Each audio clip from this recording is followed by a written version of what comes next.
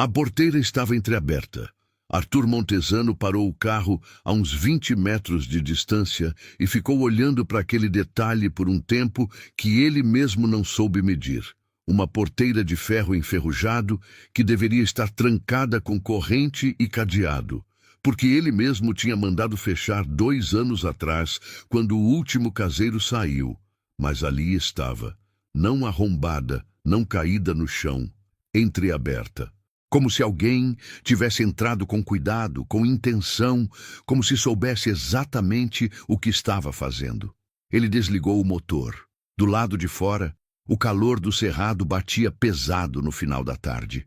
Aquele tipo de calor que não pede licença, que gruda na roupa, que faz o ar tremer no horizonte como se a terra estivesse respirando. Arthur conhecia esse calor, tinha crescido dentro dele e tinha passado mais de 10 anos tentando esquecer como era. Saiu do carro devagar, ajeitou os óculos de sol e ficou parado por um momento com as mãos nos bolsos da calça. A fazenda Montesano, 42 alqueires de terra ressecada, pasto tomado pelo mato, uma sede com a pintura descascando, um celeiro que provavelmente já estava cedendo pelo meio, e uma memória atrás de cada cerca, atrás de cada árvore, atrás de cada metro daquele chão vermelho que ele conhecia de cor. Ele não queria estar ali.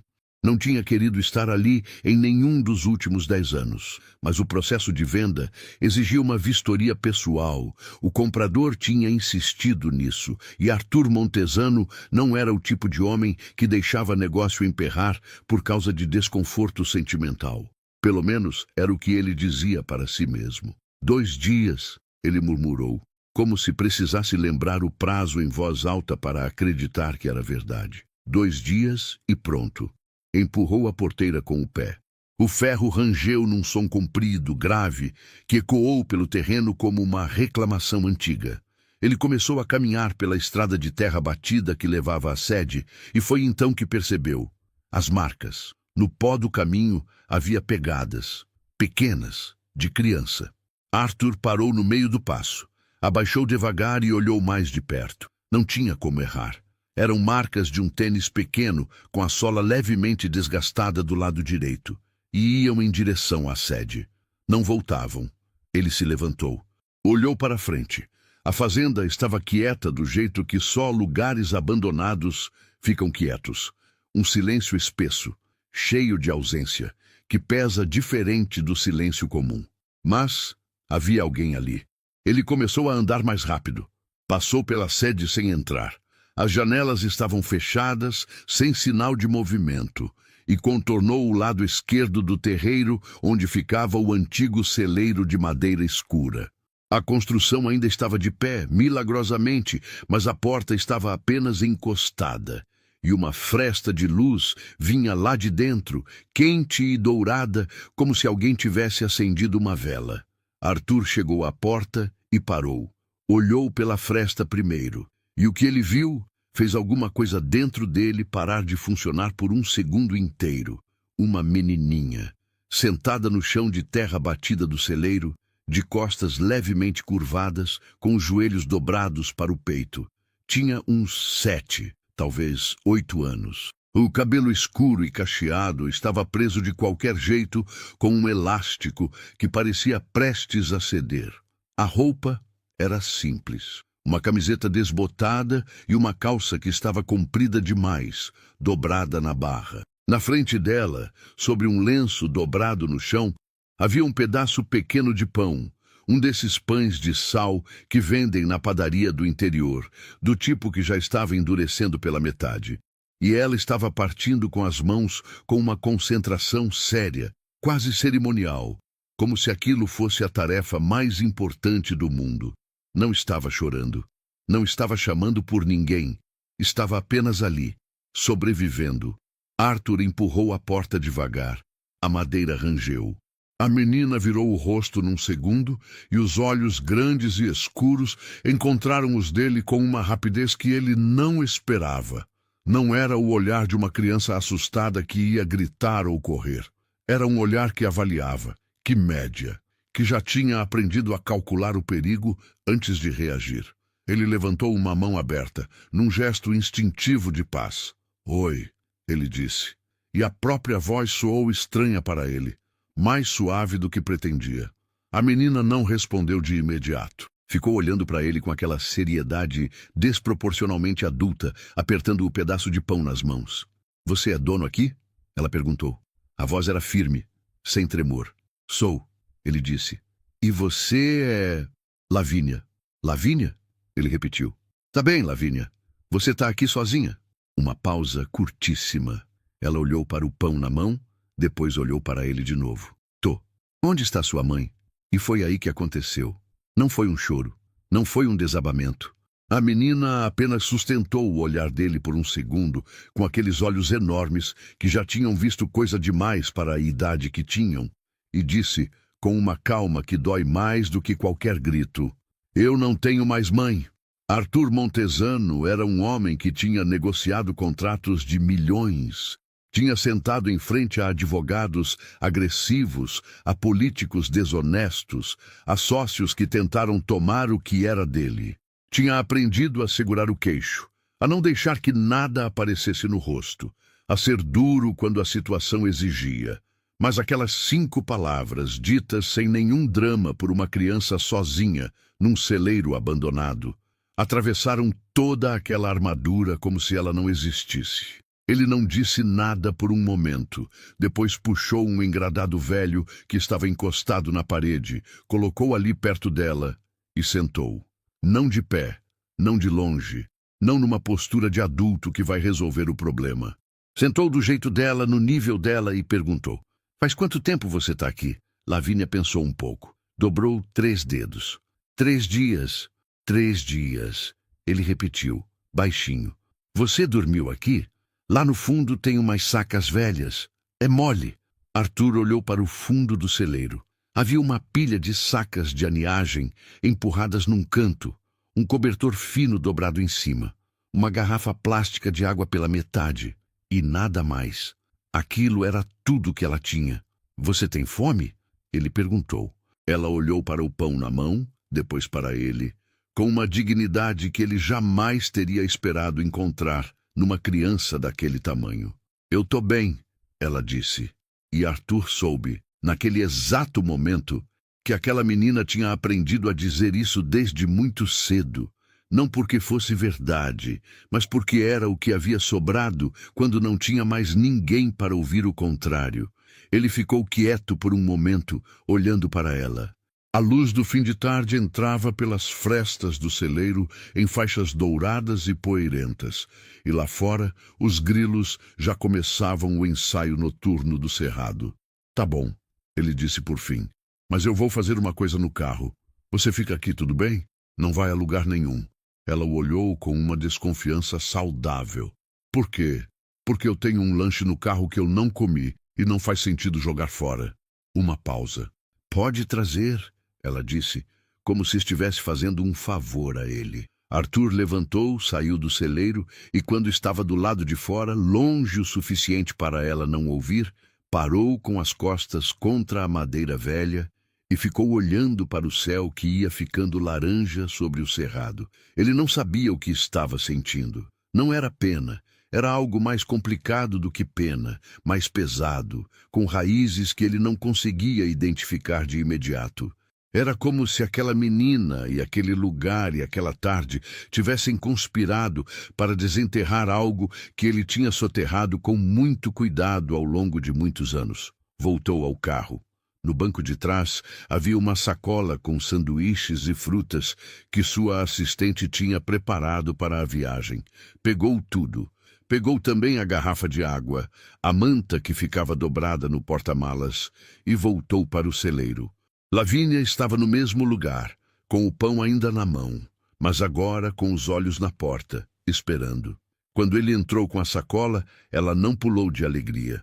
Apenas ergueu levemente o queixo, num gesto pequeno que dizia, eu sabia que você voltava.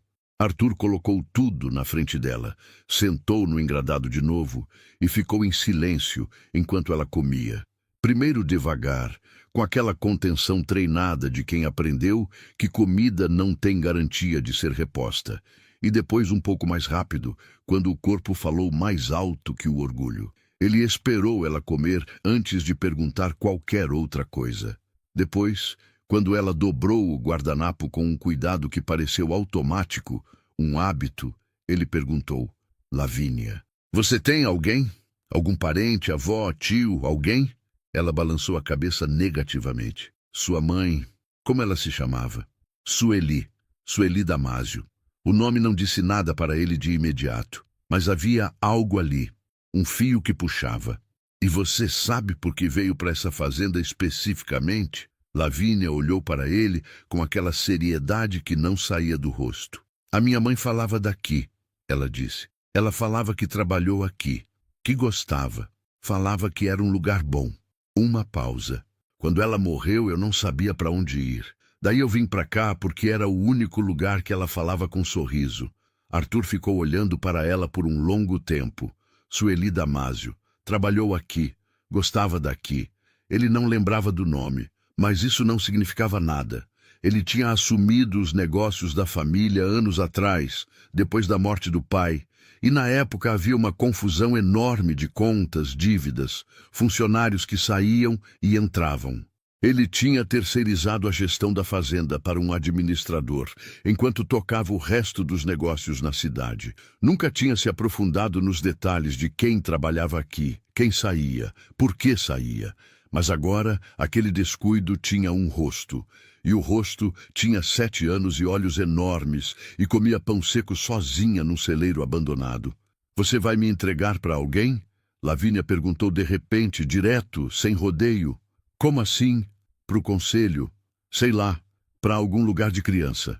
A forma como ela disse algum lugar de criança, sem dramatismo, como um dado frio, fez o estômago de Arthur apertar.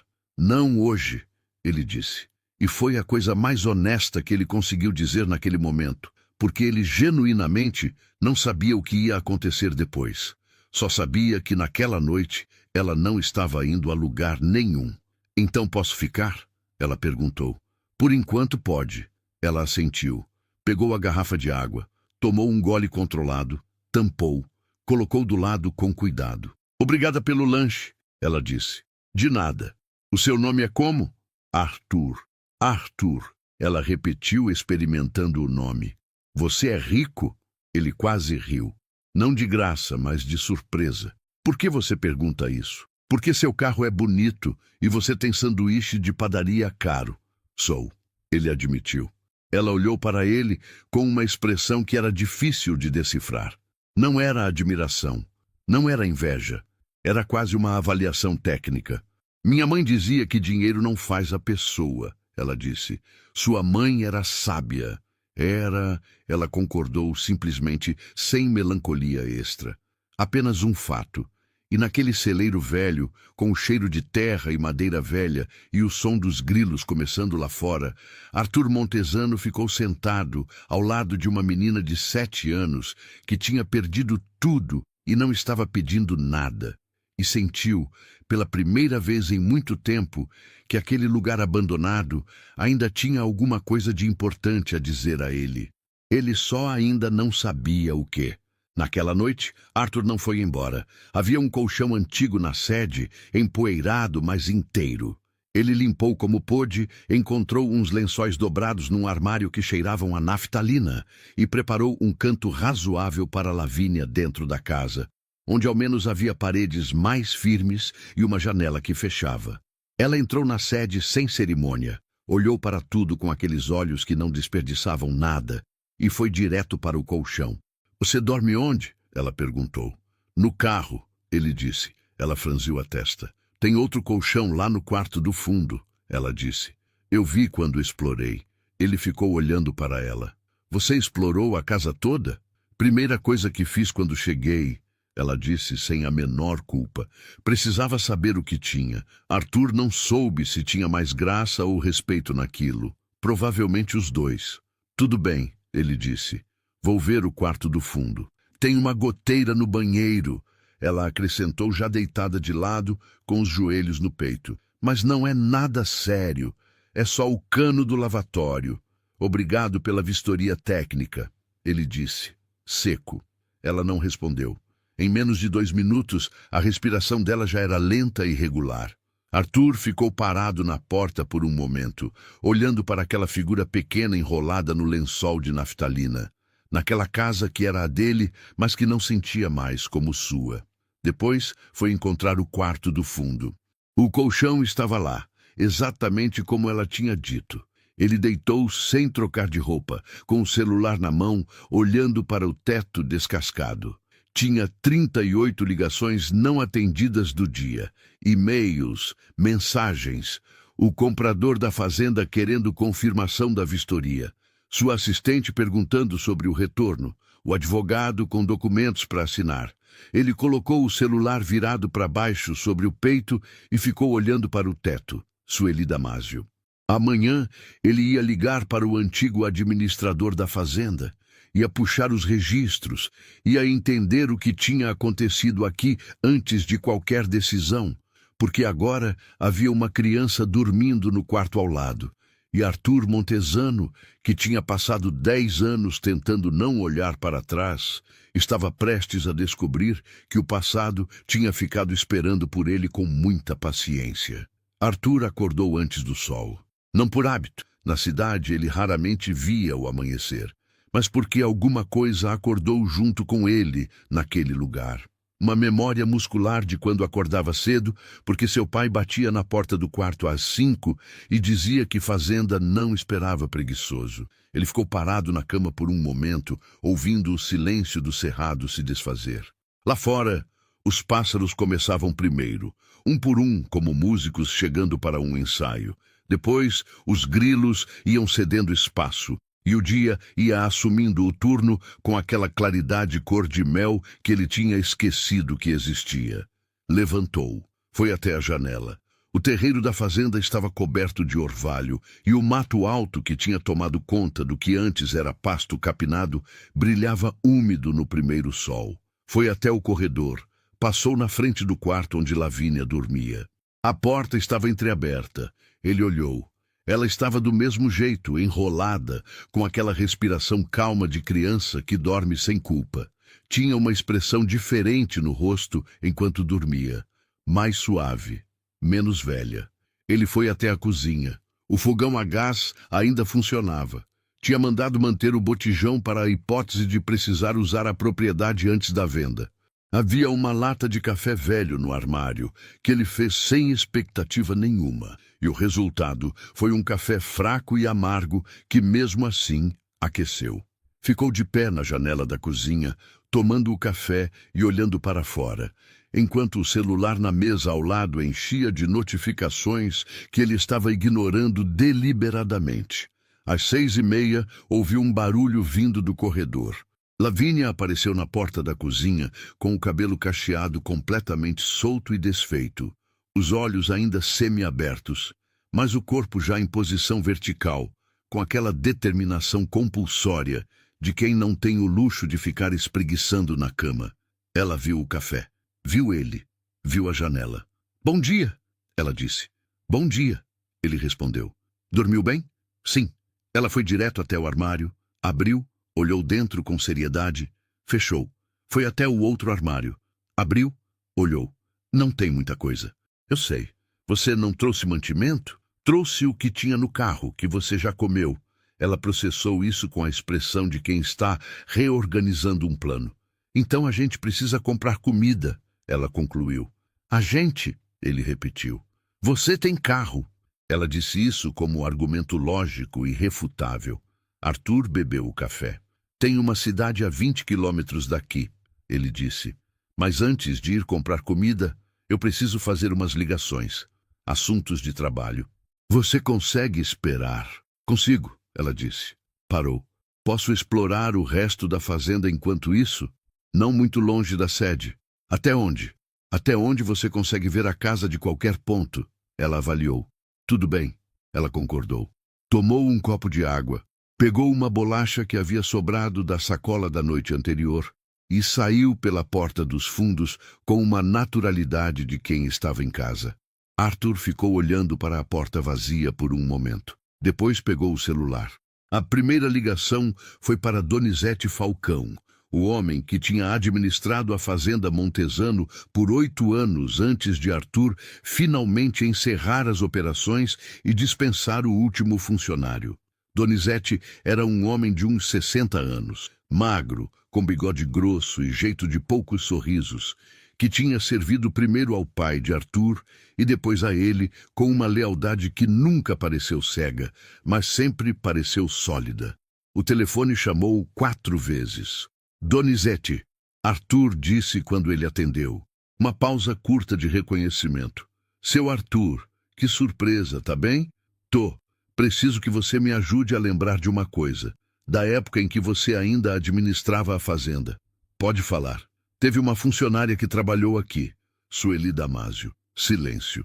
Não o silêncio de quem está pensando. O silêncio de quem reconheceu o nome imediatamente e está decidindo o que dizer. Seu Arthur, Donizete disse, e a voz mudou um pouco. Ficou mais cuidadosa. Por que você está perguntando sobre ela? Porque eu encontrei a filha dela aqui na fazenda. Outro silêncio, mais longo.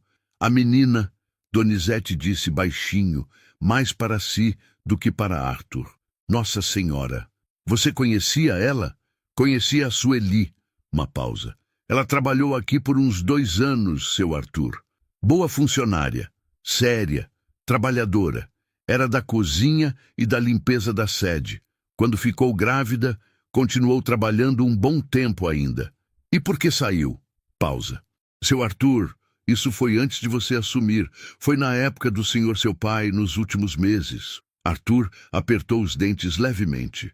Donizete, eu preciso saber. Ela foi dispensada, o homem disse, com um cansaço que parecia velho. Sem justa causa, mas sem muita explicação. Foi uma época de corte. O senhor seu pai estava doente e a fazenda passando por dificuldades. Dispensaram alguns temporários.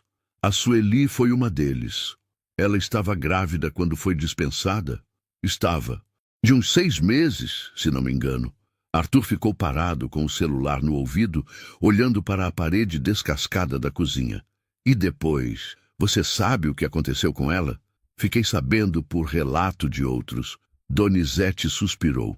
Ela ficou por aqui, na região, tentou emprego em outras fazendas, na cidade pequena ali.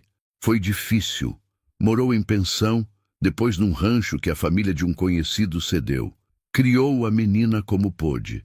Uma pausa. Eu soube que ela adoeceu faz uns meses. Problema no coração. Não tinha condição de fazer tratamento. A voz embargou levemente. Faleceu mês passado, seu Arthur. Deixou a pequena sozinha.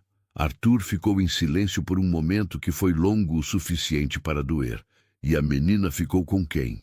Com ninguém, pelo que sei. A Sueli não tinha família aqui. Era de fora. Acho que não tinha parente próximo de ninguém.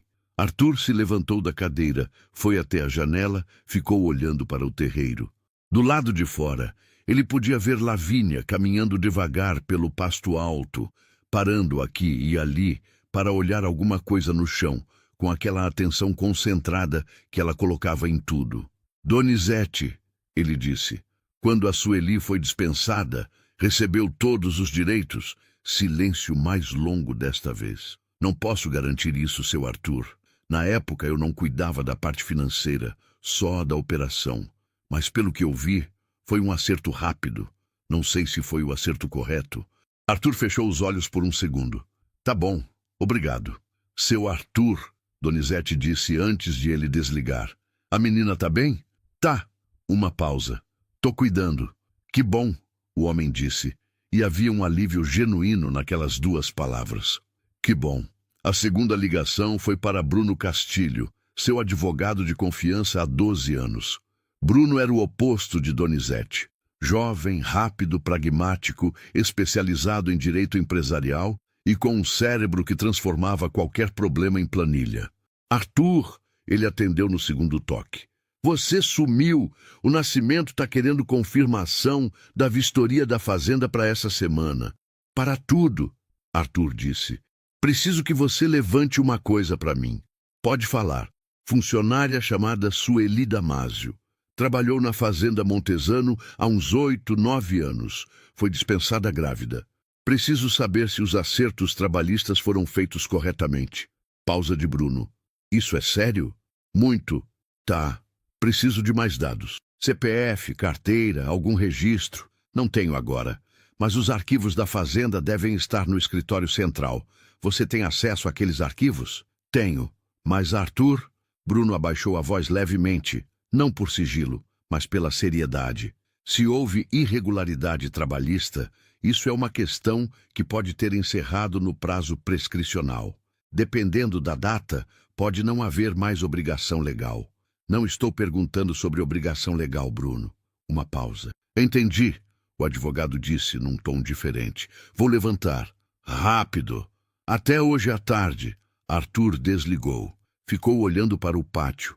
Lavínia agora estava agachada perto de um pé de angico velho, olhando para alguma coisa na casca da árvore com atenção total. Provavelmente um inseto, ou um líquen, ou qualquer coisa que merecesse ser estudada com aqueles olhos que não desperdiçavam nada.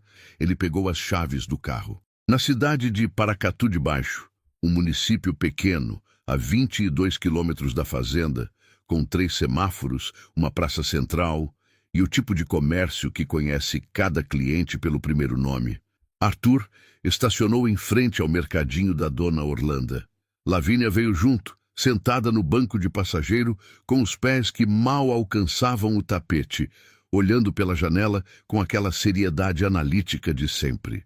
Quando eles entraram no mercadinho, a dona Orlanda, uma mulher de uns 60 e poucos, grande, de voz grossa e jeito direto, olhou para Lavínia primeiro. "Oh!" ela disse, e veio de trás do balcão. "Meu Deus! Essa menina é a Lavínia?" Arthur olhou para Lavínia. Lavínia olhou para a mulher. "Sou", ela disse, "filha da Sueli." Dona Orlanda pressionou as mãos gordas nas bochechas. "Eu soube que a sua mãe tinha..." Ela parou. Olhou para Arthur com uma expressão que perguntava: quem é esse? "Esse é o Arthur", Lavínia disse. "Ele é dono da fazenda onde minha mãe trabalhava." Dona Orlanda olhou para Arthur com um olhar que reavaliava tudo num segundo. "Ela ficou na sua fazenda?" Ela perguntou. "Encontrei ela lá", ele disse. "Faz 3 dias que estava sozinha." A mulher fez um som que era metade suspiro, metade indignação. "Eu sabia que aquela menina ia sumir. Quando a Sueli morreu, eu falei pro pessoal daqui. Alguém precisa cuidar da criança. Mas ninguém se mexeu." Ela balançou a cabeça. "E você tá fazendo o que agora? Vai chamar o conselho?" "Ainda não decidi", Arthur disse, honestamente. Dona Orlanda olhou para ele por um momento, depois olhou para Lavínia, que estava examinando as prateleiras de biscoito com uma concentração profissional. "Você tem família?" A mulher perguntou para Lavínia. "Não", ela disse, sem desviar o olhar dos biscoitos. "E você?" Ela virou para Arthur. "É casado?" "Não." "Tem filho?" "Não." A mulher suspirou fundo. "Meu Deus, me perdoe", ela disse baixinho, mais para si mesma. Arthur pegou uma cestinha e começou a caminhar pelas prateleiras. Lavínia apareceu do lado sem ser chamada e começou a colocar coisas. Arroz, feijão, macarrão, uma lata de tomate, ovos. Coisas básicas, práticas, sem nenhum supérfluo. Como se fosse ela a dona de uma casa que precisava ser abastecida com eficiência. Arthur ficou olhando para ela colocar as coisas na cesta. Depois, colocou também biscoito de polvilho, um pacote de achocolatado e uma fruta que estava exposta perto do caixa. Lavínia olhou para os itens extras. Olhou para ele. Não disse nada, mas havia um brilho minúsculo nos olhos que apareceu e sumiu rápido, como se ela tivesse se lembrando de alguma coisa bom, e depois se controlado antes de sentir demais. Dona Orlanda cobrou devagar, conversando enquanto digitava os preços. "A Sueli era uma boa mulher", ela disse. "Vinha aqui comprar, sempre pagava direitinho, mesmo quando não tinha muito. Nunca pediu fiado que não pagasse." Uma pausa. "Ela falava da fazenda, sabe? Falava que foi o melhor emprego que teve, que gostava das pessoas de lá." Arthur ficou quieto. Ficou muito abalada quando foi embora. Dona Orlanda continuou, sem perceber ou sem se importar com o peso que as palavras tinham. nunca entendeu direito o porquê, mas não era do tipo de reclamar muito, não. Arthur pagou. Na saída, Dona Orlanda segurou a mão de Lavínia por um segundo. Se precisar de alguma coisa, vem aqui, tá? Ela disse, olhando nos olhos da menina. Orlanda não abandona a criança. Lavínia assentiu com aquela seriedade. Obrigada, ela disse. Foram embora. No carro, enquanto Arthur dirigia, Lavínia ficou em silêncio por alguns quilômetros com o pacote de biscoito no colo, olhando pela janela. Depois disse, sem virar para ele, minha mãe falava bem desse lugar mesmo. Eu sei, ele disse. Ela não merecia ter saído. Arthur não respondeu, porque a verdade era que ele estava começando a entender que não merecia. E que alguém, em algum momento, tomara uma decisão que afetou a vida inteira de Sueli Damásio e, por consequência, a vida inteira de Lavínia. E esse alguém pode não ter sido ele diretamente, mas era um alguém que operava sob o nome Montesano. Isso, descubra como descobrir, era responsabilidade dele também. A ligação de Bruno Castilho veio às 4 da tarde. Arthur estava sentado na varanda da sede, numa cadeira de balanço, que tinha encontrado guardada no depósito e que rangia a cada movimento, mas ainda sustentava, com um copo de suco de caixinha que Lavínia tinha insistido em preparar, porque você precisa tomar alguma coisa que não seja café. A menina estava do outro lado do terreiro, tentando limpar a beira de uma cerca com uma vassoura que tinha encontrado na despensa, num projeto que ninguém tinha pedido, mas que ela tinha decidido executar sozinha, com aquela metodologia aplicada que parecia orgânica nela. Fala, Bruno, Arthur atendeu. Encontrei os registros. A voz de Bruno tinha aquele tom que Arthur reconhecia como o que eu tenho a dizer não é bom. Sueli Rodrigues Damásio, admitida há 9 anos, dispensada sem justa causa. No momento da dispensa, ela estava com 6 meses e meio de gestação. E o acerto, uma pausa, foi feito, mas incorretamente. Faltou o pagamento da estabilidade gestante, que garante emprego desde a confirmação da gravidez até 5 meses após o parto. Arthur, ela tinha direito a ser mantida no emprego ou indenizada pelo período. Não foi indenizada. Recebeu só o básico da rescisão comum. Arthur ficou em silêncio. Quanto seria o valor correto corrigido? Bruno fez uma pausa. Corrigido pelo tempo e por índice justo, estamos falando de algo entre 40 e 60 mil reais, dependendo do cálculo. Mas, Arthur, juridicamente, o prazo prescricional para a ação trabalhista é de 2 anos após a rescisão. Já se passaram mais de 6 anos. Legalmente não há mais como acionar nada. Eu não estou pensando em ação trabalhista, Bruno. Silêncio. O que você está pensando? O advogado perguntou cauteloso. Estou pensando em fazer o que devia ter sido feito na época. Bruno ficou em silêncio por um momento mais longo. Ela faleceu, Arthur. Não há mais beneficiária legal adulta.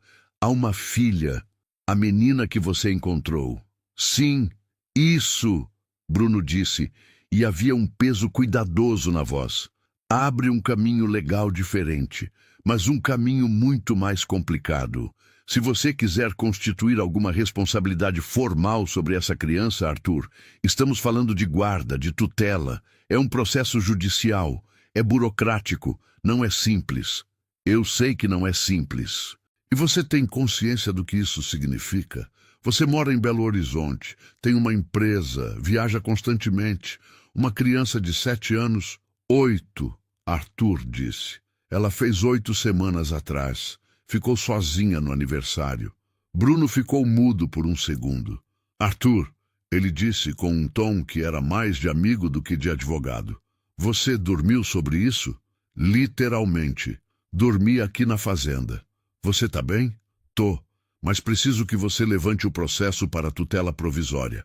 Quero que ela tenha um amparo legal enquanto decidimos os próximos passos. Isso vai chamar a atenção do Conselho Tutelar, que vai querer fazer avaliação da sua situação como tutor potencial. Que faça. Vão olhar sua vida pessoal, profissional, sua casa. Bruno. Arthur cortou com calma. Levanta o processo. Uma pausa. Certo. O advogado disse no tom de quem sabe que a decisão já foi tomada e que sua função agora é executar. Mas Arthur tem outra coisa. Fala. O Nascimento. O comprador da fazenda. Ele ligou 3 vezes hoje. E o que ele quer? Bruno hesitou. Ele não está mais oferecendo o valor combinado. Arthur franziu a testa. Por quê? Porque aparentemente ele descobriu que há uma criança na propriedade. Não sei como. Talvez alguém da cidade, e ele está alegando que a presença de uma menor desacompanhada em terra privada pode complicar o processo de escritura. Está usando isso como pretexto para baixar a oferta em 30%. Arthur ficou parado por um momento. 30%, numa propriedade que já estava avaliada abaixo do mercado. Era um valor que machuaria qualquer negociação. Ele acha que eu vou aceitar? Arthur disse. Ele acha que você quer se livrar da fazenda rápido o suficiente para aceitar qualquer coisa. Diz a ele que a vistoria está suspensa. Arthur. Suspensa, Bruno. Até segunda ordem. Bruno respirou fundo do outro lado. Tudo bem? Cuido disso. Arthur desligou. Ficou olhando para o horizonte por um momento. O sol estava baixando sobre o cerrado, pintando o mato alto de um dourado cobre que havia algo de violento e de bonito ao mesmo tempo. Do outro lado do terreiro, Lavínia tinha parado de varrer e estava olhando para ele. Você tá com cara de problema, ela disse de longe. Tô resolvendo. Algum problema meu? Ele a olhou. Um problema de negócio, ele disse. Ela assentiu, aceitou a resposta. Voltou para a vassoura. Arthur olhou para a fazenda ao redor. O mato que tomou o pasto, a sede com a pintura descascada, o celeiro velho, a cerca que Lavínia estava tentando limpar, como se tivesse responsabilidade sobre ela. E sentiu alguma coisa mudar dentro de si com a lentidão de um rio que muda de curso. Ele tinha vindo aqui para vender, mas alguma coisa nesse lugar estava resistindo. Não a fazenda. A fazenda era só terra e madeira e memória. Era ele mesmo que estava resistindo. Há alguma coisa dentro dele que ainda não tinha nome. Naquela noite, depois do jantar, arroz, feijão e ovo mexido, que Lavínia tinha ajudado a preparar com uma competência que ele não esperava, mexendo o ovo enquanto ele cuidava do feijão, como se fossem 2 adultos dividindo uma cozinha. Eles ficaram sentados na mesa um tempo depois de terminar. Arthur tinha um caderno aberto à frente, onde estava anotando coisas de forma distraída. Lavínia tinha um lápis que ela tinha encontrado numa gaveta da cozinha e estava desenhando em cima de um papel dobrado. O que você está desenhando? Ele perguntou, sem virar o caderno. A fazenda, ela disse, do jeito que poderia ser. Ele colocou o caderno de lado e olhou. O desenho era simples, de criança, linhas desproporcionais e perspectiva improvisada. Mas havia ali uma sede com janelas abertas, um pasto limpo, árvores frutíferas em volta e pessoas, casinhas de trabalhador no fundo. Ficava bonita aqui, ela disse, sem tirar os olhos do papel. Minha mãe falava que era. Era, ele confirmou. Quando meu pai cuidava, era. Por que parou? Ele pensou por um segundo antes de responder. Porque meu pai ficou doente. E eu? Ele parou. Eu escolhi ficar longe. Ela colocou o lápis em cima do papel. Olhou para ele com aquela frontalidade desconcertante. Por que você ficou longe? Porque tinha muita coisa aqui que eu não queria lembrar. Que tipo de coisa? Arthur ficou em silêncio um momento. Não era o tipo de conversa que tinha frequentemente com adultos, muito menos com crianças. Meu pai e eu não nos entendíamos muito bem. Ele disse por fim. Quando ele morreu, foi mais fácil cuidar dos negócios de longe do que vir aqui e sentir a falta dele no meio de tudo. Lavínia o olhou. Mas você sentia falta? Sentia. Então por que é mais fácil ficar longe se você sentia falta? Ele ficou sem resposta por um segundo. Às vezes, ele disse devagar, a gente fica longe exatamente porque sente falta, porque chegar perto dói demais. Lavínia olhou para o desenho. Eu entendo isso, ela disse, num tom que não era de criança. Mas eu não posso ficar longe da minha mãe. Ela foi embora. Então eu tenho que ir para onde ela estava. Arthur olhou para ela. Por isso você veio para cá. Por isso eu vim. Eles ficaram em silêncio por um momento. Lá fora, o cerrado fazia seus sons noturnos. O canto de alguma ave que ele não sabia o nome, o vento passando pelo mato alto, distante e vasto. Arthur, ela disse. O que vai acontecer comigo? A pergunta mais direta e mais pesada que ele tinha recebido em anos. E não havia nenhuma MBA, nenhum curso de negociação, nenhum advogado do mundo que o preparasse para responder a isso para uma criança de 8 anos que olhava para ele com os olhos da mãe morta. Ele não mentiu. Eu não sei ainda, ele disse, mas estou cuidando disso. Você vai me entregar para alguém? Não sei ainda. Me diz uma coisa que você sabe, então. Ele olhou para ela por um momento. Eu sei que você não vai ficar sozinha esta noite. Lavínia avaliou a resposta. Dobrou o papel do desenho com cuidado, guardou no bolso. Tá bom, ela disse. E levantou para lavar o prato, deixando a conversa exatamente onde ela tinha chegado. Sem lacração falsa, sem promessa que não podia cumprir. Apenas uma verdade pequena e sólida sobre uma noite de cada vez. 3 dias depois, o Conselho Tutelar de Paracatu de Baixo apareceu na fazenda. Eram 2 mulheres. Rosângela, a conselheira mais antiga, uma senhora de cabelos grisalhos e óculos de aros finos com jeito de professora aposentada, e Cláudia, a mais nova, que tinha um bloco de anotações e uma expressão que oscilava entre profissionalismo e curiosidade genuína. Arthur os recebeu na varanda. Lavínia estava dentro, mas apareceu na janela quando ouviu vozes. Arthur a viu de relance, sem chamar atenção para isso. Rosângela foi direta ao ponto. Senhor Montesano, fomos acionados para verificar a situação da menor Lavínia Damásio, que estaria sob seus cuidados de forma não formalizada. Não formalizada ainda, Arthur corrigiu. Meu advogado já entrou com o pedido de tutela provisória. Rosângela e Cláudia trocaram um olhar breve. O senhor tem consciência de que tutela é um processo que envolve avaliação? Tenho, ele disse. Podem fazer a avaliação que precisarem. Rosângela olhou para a fazenda ao redor. O senhor pretende criar a criança aqui? Ainda estou organizando os detalhes. Ele disse honestamente. Por enquanto, ela está aqui, está segura, está sendo alimentada e está dormindo com teto. O senhor tem alguma experiência com crianças? Nenhuma. Cláudia anotou algo no bloco. E a sua situação financeira permite? Sim, ele disse sem precisar elaborar.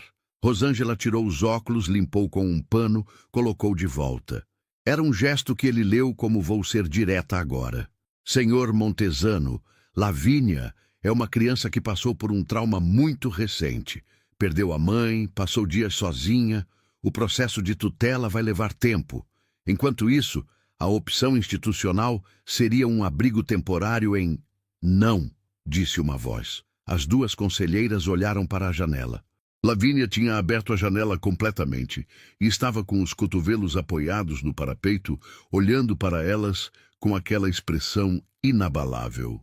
Lavínia, Arthur disse com calma. Deixa eu conversar. Eu não vou para abrigo, ela disse, sem elevação de voz, sem drama. Eu já fiquei sozinha 3 dias. Não fiquei com medo. Não fiz besteira. Não me machuquei. Posso ficar aqui. Rosângela olhou para a menina com uma expressão que era difícil de categorizar. Não era irritação. Era algo mais próximo do reconhecimento. Lavínia, ela disse, suavizando a voz. Eu entendo que você prefere ficar aqui, mas a gente precisa garantir que é seguro. É seguro, Lavínia disse. Ele não grita, não bebe, compra comida e deixou eu limpar a cerca ontem sem reclamar. Cláudia baixou o bloco para esconder alguma coisa que era quase um sorriso. Rosângela olhou para Arthur. Arthur olhou para Rosângela. Ela não é fácil, ele disse levemente. Eu ouço, a conselheira disse. Depois suspirou. Senhor Montesano, vamos fazer uma visita de avaliação formal na semana que vem. Até lá, mediante declaração do senhor de responsabilidade temporária, Lavínia pode permanecer aqui. Mas preciso que o processo de tutela ande. Vai andar, ele disse. Rosângela olhou para a janela de novo. Lavínia tinha voltado para dentro, como se o assunto estivesse resolvido e não precisasse de mais observação da parte dela. Ela é incomum, Rosângela disse. É, Arthur concordou. Cuide dela direito. Tô tentando. Na semana seguinte, 3 coisas aconteceram quase ao mesmo tempo. A primeira foi a chegada de Marcelo Nascimento. O comprador da fazenda apareceu sem avisar, numa tarde em que Arthur estava na sede, revisando documentos com Bruno, que tinha vindo pessoalmente para adiantar o processo de tutela. Lavínia estava no terreiro, construindo alguma coisa com galhos secos e cordão que tinha encontrado num galpão. Uma cerca em miniatura. Arthur descobriu depois que ela estava fazendo para um canteiro de plantas que tinha decidido plantar ali. O carro de Nascimento era maior e mais novo que o de Arthur. O homem desceu com óculos escuros e uma camisa social aberta no colarinho, com aquele jeito de quem está acostumado a entrar em lugares como se já fossem seus. Arthur foi até o portão. Nascimento, ele disse sem calor. Montesano. O homem sorriu com os dentes. Vim ver como está o andamento. Meu advogado disse que a vistoria foi suspensa e eu achei melhor vir pessoalmente. Você veio sem avisar. Tá bom? Vizinhos de negócio podem fazer isso, não? Nascimento olhou para a fazenda por cima do ombro de Arthur. Seus olhos pararam em Lavínia, que estava agachada no canteiro sem prestar atenção nenhuma nos adultos. A menina ainda está aqui. Está. Montesano, vamos ser diretos. O sorriso sumiu. Eu fiz uma proposta. Proposta generosa. A presença de uma criança em situação irregular aqui complica qualquer processo de transferência. Ela não está em situação irregular, Arthur disse. Está sob minha responsabilidade temporária, com declaração no Conselho Tutelar e processo de tutela correndo. Nascimento franziu a testa levemente, como se não tivesse esperado essa resposta. Mesmo assim, o valor que propus foi baseado numa propriedade livre de complicações. Minha propriedade não está à venda, Arthur disse.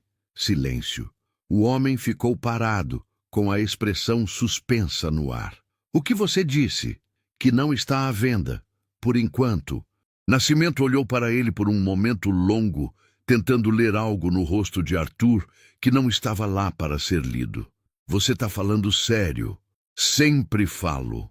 Montesano, você passou 10 anos querendo se livrar dessa fazenda.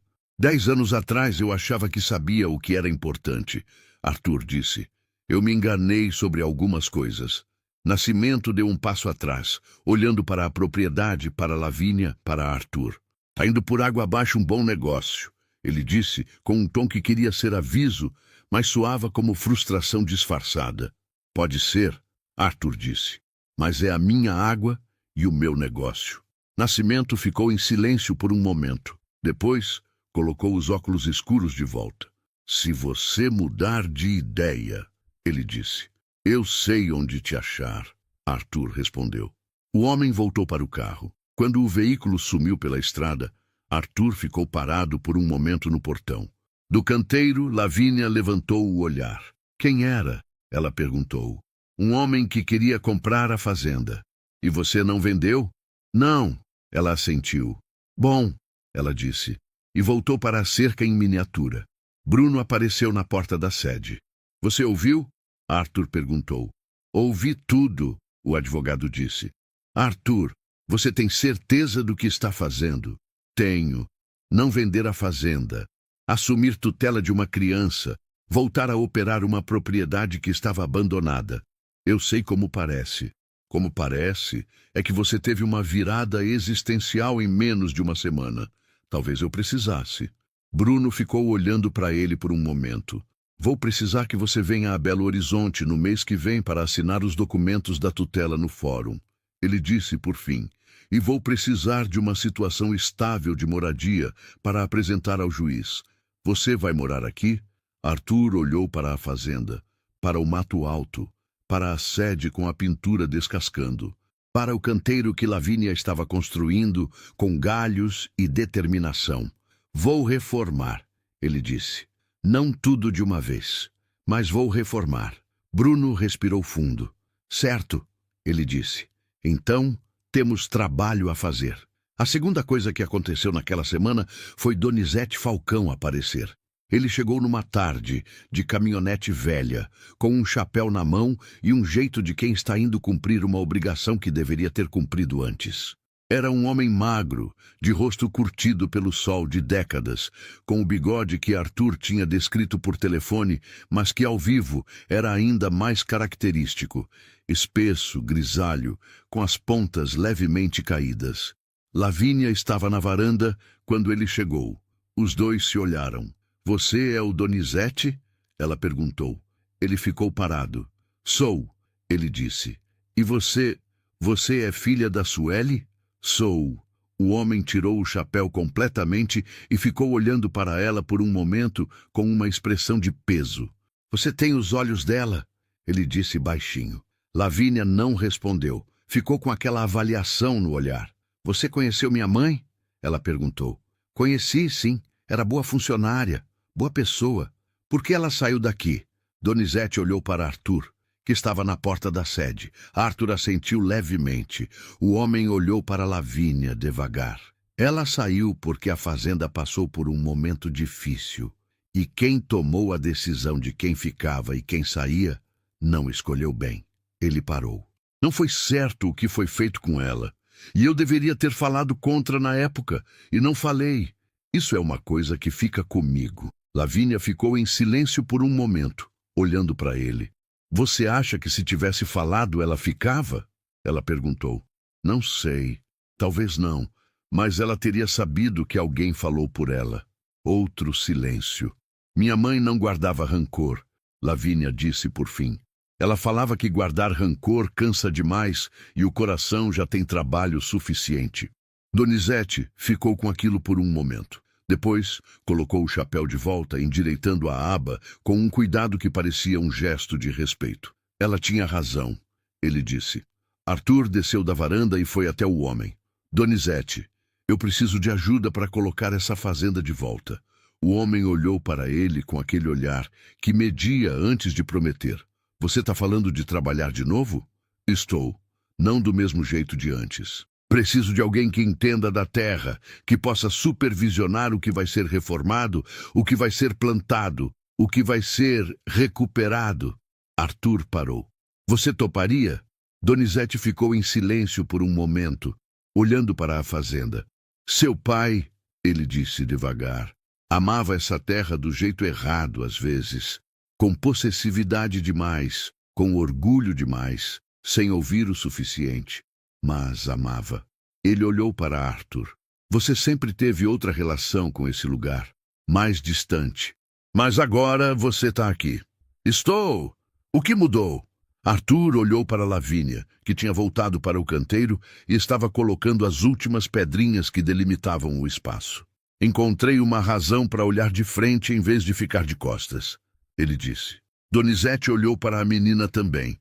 Ficou em silêncio por um tempo. "Me dá uma semana para resolver uns assuntos", ele disse por fim. "Depois eu venho." Apertaram as mãos. A terceira coisa que aconteceu naquela semana foi a mais difícil. Foi uma noite, tarde, quando Arthur estava no escritório da sede. Uma sala pequena, com uma mesa de madeira pesada e prateleiras vazias, tentando montar uma planilha de custos de reforma no notebook. Estava em silêncio há um bom tempo, quando ouviu passos no corredor. Lavínia apareceu na porta. Estava de pijama, uma camiseta larga que servia de pijama, com os cabelos soltos e os pés descalços no chão de madeira. Tinha os olhos abertos, mas com aquele brilho opaco de quem acordou do sono pesado. "Não consegui dormir", ela disse. "O que foi?" Ela entrou, foi até a cadeira que estava do lado da mesa, sentou. "Fica pensando nela", ela disse, simplesmente. Arthur fechou o notebook. Ficou em silêncio por um momento, deixando ela decidir o ritmo. "Quando eu dormia lá no celeiro", ela disse, olhando para as mãos, "às vezes eu acordava no meio da noite e ficava um segundo sem lembrar que ela tinha morrido. Sabe, aquele segundo antes de lembrar, quando tudo tá normal ainda." Ele não disse nada, apenas ficou ouvindo. "Depois lembrava", ela continuou. "E era ruim." Uma pausa. "Aqui é melhor porque a cama é mole e tem janela. Mas o segundo ainda acontece. Vai continuar acontecendo por um tempo", ele disse com cuidado. Isso não é ruim. É porque você amava ela. Eu sei que amava. Eu sei que você sabe. Ela ficou em silêncio, olhando para a mesa. Você perdeu alguém? Ela perguntou. Ah, meu pai. Quando? Faz 11 anos. E ainda tem o segundo? Ele pensou por um momento. Não sempre, mas às vezes. Ele parou. Hoje teve. Quando acordei aqui e ouvi os pássaros de manhã. Por um segundo, foi como se meu pai ainda pudesse estar aqui. Lavínia olhou para ele. Foi bom ou ruim? As duas coisas ao mesmo tempo. Ela assentiu com aquela gravidade toda. É assim que é, né? Ela disse. É assim que é. Ficaram em silêncio por um momento, os dois, na sala pequena com a luz amarela e o cerrado, fazendo seus sons lá fora. Depois Lavínia levantou. Vou tentar dormir de novo, ela disse. Tá, deixa a porta do quarto entreaberta se quiser. Ela foi até a porta, parou. Arthur, obrigada por não me mandar embora. Ele não respondeu de imediato. Porque não havia resposta simples para isso. Havia apenas a verdade de que ela não ia a lugar nenhum e que isso tinha sido decidido não num momento heróico, mas numa série de pequenas escolhas que tinham se somado sem que ele percebesse quando haviam se tornado irreversíveis. Vai dormir, ele disse. Ela foi. Arthur ficou parado por um momento, olhando para a porta vazia. Depois abriu o notebook de novo, mas não para a planilha de custos. Abriu um documento em branco e começou a escrever uma carta para o juiz responsável pelo processo de tutela. Não a carta formal que Bruno tinha preparado, com linguagem jurídica e argumentos técnicos. Uma carta pessoal, explicando quem era Lavínia, explicando o que ele estava pedindo, explicando por quê. Escreveu até a madrugada, com a janela aberta e o vento do cerrado entrando fresco e lento. O processo de tutela levou 4 meses. 4 meses de audiências, de visitas do conselho tutelar, de avaliações psicológicas, para Lavínia e para Arthur, de documentos que precisavam ser assinados em 3 vias, de carimbos, de testemunhas. 4 meses durante os quais Arthur fez algo que não tinha feito em uma década. Ficou. Não voltou para Belo Horizonte do jeito que sempre voltava, de mala pronta, com a cabeça já em reunião. Mas dividiu o tempo entre os 2 lugares com uma disciplina nova, mantendo o necessário para que os negócios funcionassem sem que a fazenda ficasse sozinha. Contratou um pedreiro da cidade, um eletricista, um encanador, reformou a sede de dentro para fora, não de uma vez, mas com aquele ritmo de quem está reconstruindo também outra coisa que não é de tijolo e cimento. Donizete voltou como prometeu, e voltou com 2 homens que tinham trabalhado na região e que conheciam o solo do cerrado como quem conhece o próprio quintal. O pasto começou a ser recuperado num canto de cada vez. Uma horta pequena foi plantada na lateral da sede. Um projeto de Lavínia que foi executado com assistência técnica de Donizete, que a ensinava o nome de cada planta com aquela paciência de quem sabe que conhecimento de terra se passa assim, de voz para voz, de mão para mão. Lavínia foi matriculada na escola da cidade. Primeiro dia, Arthur a levou de carro. Ela desceu sem cerimônia, mochila nas costas. Uma mochila nova, azul escura, que ela mesma escolheu no mercadinho. Parou na calçada e olhou para o portão da escola por um momento. Você quer que eu entre com você? Ele perguntou. Não. Tá bom. Ela foi andando. Na metade do caminho parou. Virou. Você vai estar aqui quando eu sair? Vou estar. Ela assentiu. Entrou. Arthur ficou no carro por um tempo mais longo do que precisava. As audiências do processo de tutela aconteceram em Januária, a cidade de referência da comarca. E Arthur foi a todas, com Bruno ao lado e os documentos em ordem. A juíza responsável era uma mulher de meia idade, Clara Fonseca, de cabelo curto e um jeito de ouvir que fazia a pessoa sentir que estava sendo lida enquanto falava. Na última audiência, ela convocou uma conversa separada com Lavínia. Protocolo padrão, para garantir que a criança não estava sendo coagida e que entendia o que estava acontecendo. Arthur ficou do lado de fora da sala por 40 minutos.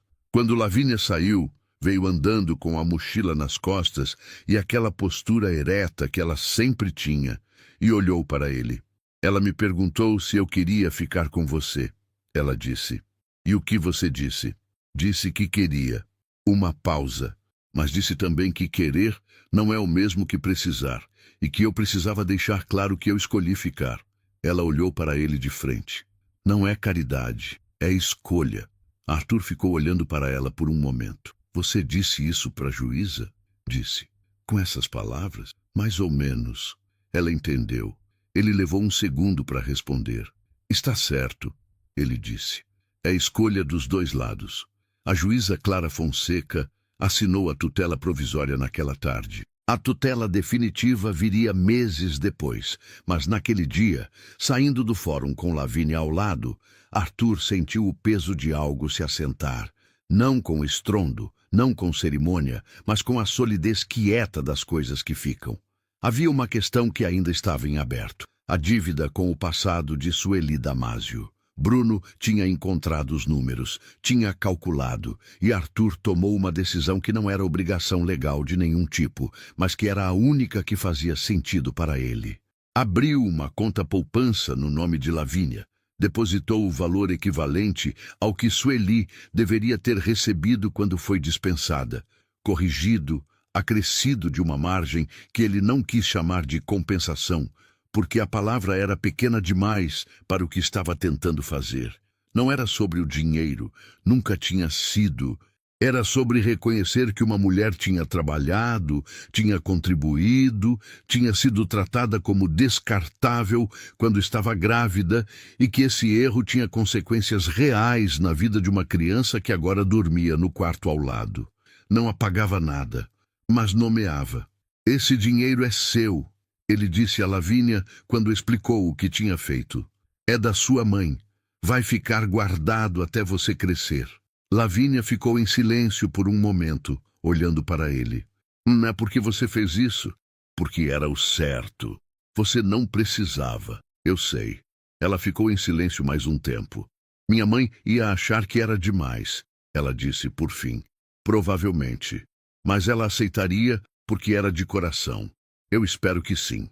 Lavínia olhou para a janela. Lá fora, o pasto recuperado balançava no vento da tarde, e os coqueiros que Donizete tinha plantado na entrada ainda eram mudas finas que levavam anos para crescer de verdade, mas que já estavam ali, com raízes no chão vermelho, prometendo sombra que ainda estava por vir. Arthur. Você acha que minha mãe ficaria feliz? Ele pensou, antes de responder. Não uma resposta rápida de adulto tentando confortar criança. Uma resposta honesta. Acho que ela ficaria feliz com você, ele disse. Com quem você é, com como você cuidou de si mesma quando não tinha ninguém. Uma pausa. A parte de mim fica mais difícil de saber, mas eu acho que ela entenderia. Lavínia olhou para ele. Ela era boa nisso, ela disse, de entender as coisas. Parece que você herdou. Ela não respondeu. Mas havia algo no canto da boca que era o começo de alguma coisa, pequeno e real, que aparecia raramente e, por isso, valia mais. 6 meses depois de Arthur Montesano aparecer naquela porteira entreaberta, a fazenda Montesano estava diferente. Não completamente. Havia ainda muito por fazer, muito que levaria anos, muito que estava só no começo de ser o que poderia ser. Mas estava diferente do jeito que lugares ficam quando voltam a ter gente que se importa com eles. A sede tinha paredes pintadas de novo, um branco que parecia mais vivo do que o que havia antes. A horta de Lavínia tinha tomateiro, coentro, cebolinha e uma roseira que ela tinha insistido em plantar, e que Donizete tinha dito que ia morrer em 3 semanas, e que estava, contra todas as probabilidades, com 3 botões cor-de-rosa. A escola tinha virado parte da rotina. A professora de Lavínia, Dona Aparecida, uma mulher pequena e enérgica, tinha mandado um bilhete para Arthur na 2ª semana, dizendo que a menina era muito séria para a idade, mas escrevia com uma sensibilidade fora do comum. Arthur tinha lido o bilhete 2 vezes, dobrado com cuidado e colocado na gaveta da mesa do escritório. Donizete tinha trazido 2 trabalhadores fixos. Havia vida na fazenda, não o burburinho de antes, mas a presença tranquila de pessoas que conhecem seu lugar e fazem seu trabalho com dignidade. E havia, entre tudo aquilo, uma relação que nenhum dos dois sabia nomear direito, porque as palavras disponíveis não se encaixavam com precisão naquilo que era. Não era pai e filha, não ainda, talvez nunca fosse exatamente isso, porque Lavínia tinha uma mãe e sempre ia ter, e esse lugar não era para ser preenchido. Não era tutor e tutelada, era mais quente que isso. Era algo que tinha começado numa porteira entreaberta e num pedaço de pão seco e em 5 palavras ditas sem drama, e que tinha crescido dia a dia com a paciência das coisas que não têm pressa porque sabem que têm raiz. Num domingo de fim de tarde, Arthur estava sentado na varanda com um café, feito por Lavínia, que tinha aprendido a fazer mais forte porque o seu café fraco não acorda nem galinha. E ela estava no banco da varanda ao lado com um livro que a professora tinha emprestado. Ficaram em silêncio por um tempo que era confortável. Depois, Lavínia baixou o livro e olhou para o horizonte. O cerrado que ia ficando dourado de tarde, aquela luz que era uma das coisas que não mudam com reforma nenhuma. Eu nunca tinha ficado num lugar por 6 meses seguidos, ela disse. Nunca. Minha mãe mudava muito, atrás de emprego. A gente ficava uns meses, depois ia. Ela ficou olhando para o horizonte. Eu não sei como é ficar em algum lugar de vez. Tá aprendendo. Tô. Uma pausa. É estranho, mas bom. É assim no começo. Ela olhou para ele. Você também tá aprendendo, ela disse. Ficar, quero dizer. Ele olhou para ela. Tô, ele admitiu. Então a gente tá aprendendo junto. Parece. Ela voltou para o livro. Arthur voltou para o café. E o sol foi descendo sobre o cerrado com aquela lentidão do interior que não tem pressa de nada, pintando o céu de laranja e rosa e roxo, enquanto a fazenda Montesano ficava em silêncio do tipo que não está vazio. Está cheio de presença, de respiração, de raiz. O tipo de silêncio que significa, aqui tem alguém. Não havia como saber naquela tarde tudo o que ainda estava por vir. Arthur ia aprender o que é ter de explicar para o diretor da escola, porque Lavínia tinha corrigido a professora substituta em frente à turma inteira e estava se recusando a pedir desculpas porque ela estava errada e eu estava certa. Ia aprender o que é comprar remédio de madrugada para a febre alta. Ia aprender que criança não é projeto, não é missão de redenção, não é compensação pelo passado, é pessoa, com vontade própria e teimosia própria e jeito próprio de ser no mundo. E Lavínia ia aprender que ficar num lugar não significa perder a mãe mais uma vez, que guardar a memória de Sueli Damásio não é incompatível com aceitar que a vida continuou e trouxe coisas que não eram previstas, que a fazenda onde a mãe tinha sido feliz podia agora ser o lugar onde ela também era. Ia aprender que o coração, como a mãe dizia, tem trabalho suficiente, mas que quando alguém ajuda a dividir o peso, o trabalho não some, mas fica mais suportável. E a porteira da fazenda Montesano, que tinha ficado entreaberta naquele dia, como um acidente ou como um sinal, dependia de quem olhava e do que acreditava, ficou assim por um tempo ainda.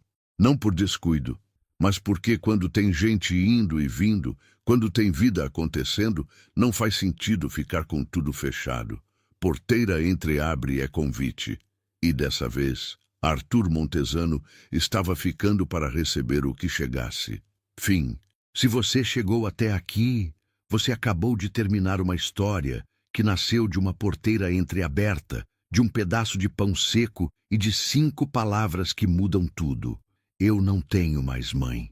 Se essa história mexeu com você de alguma forma, se você sentiu o aperto no peito em algum momento, se pensou em alguém que você ama, se ficou com vontade de ligar para casa, então ela cumpriu o que veio fazer.